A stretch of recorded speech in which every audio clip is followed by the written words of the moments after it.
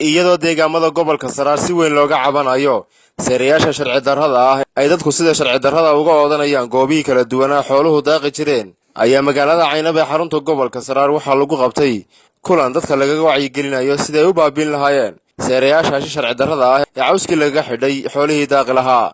kulankan oo ka dhacay gudaha magaalada Caynaba ayaa waxaa ka soo qayb galay qaar badan oo kamid ah dadka xoolo dhaqatada ah ee iyagu ku dhaqan agagaarka magaalada Caynaba ee xarunta gobolka Saraar. waxaan ugu horreyn baa halkaasi ka hadlay qaar kamid ah waxgaradka iyo xoolo dhaqatada kala duwan ee ku dhaqan magaalada Caynaba ee xarunta gobolka Saraar,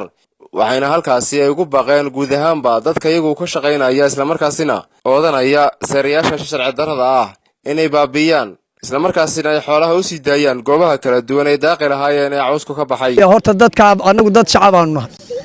dadka shacabka ee muslimiinta ee culimada ah ee dadka shacabka isu yimi seerayaasha kalidii noolayaasha waxaanu isla garanay in la baabiyo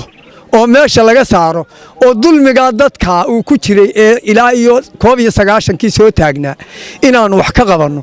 oo aanu ku dadaalo oo nalaga qabto oo dawladayada iyo kawsarkayaga iyo badha saabka aanu la kaashano sidaasaanu isla garanay. war waxaanu leenahay oo dawladda leenahay oo aanu leenahay badha saabka leenahay oo xukuumadda leenahay oo aynu leenahay dadweynaha war nolosheenii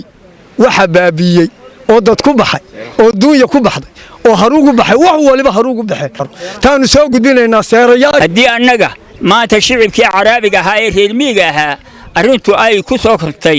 oo ay u timi oo wax la weydiinayo annaga waxaanu isgaarsiinay oo noo meelyaal in oodaha la baabi'iyo sharci darrada ku dhisan oo dawladdu xoog bay leedahay oo aqoon bay leedahay oo awood bay leedahay oo itaal bay leedahay oo waa xukuumad inay baabi'iso ama kawsarka ha ahaato ama dawladda hoose ha ahaato ama madaxda ha ahaato ama baja ha ahaatee waxaanu anagu ku garab taaganahay wixii oodaha laga qabanayo horta shicibka way iskaga mid ka hadlaynaa. anigu markaan hay kaariye ninka maanta hadlaya waxay ii geysay Caynaba baan ka cabi jiray oo habareesha baan ka cabi jiray oo wadaamo baan ka cabi jiray oo ceelda baan ka cabi jiray oo waa ceelashii laga cabi jiray markii meel aan u soo marro weyne ceelashii laga cabi jiray biyaalaha. xukuumadda waxaan ku codsanaynaa madaxweyne ku xigeenka golaha wasiirada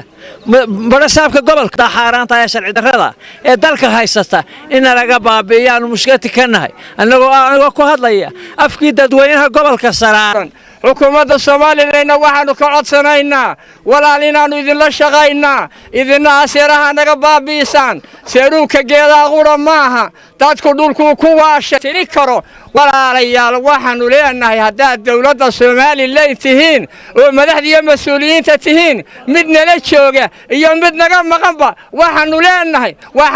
hawsha waxa nala qabto. Jaamac Boodacade, warbaahinta qaranka Soomaaliland, Caynaba.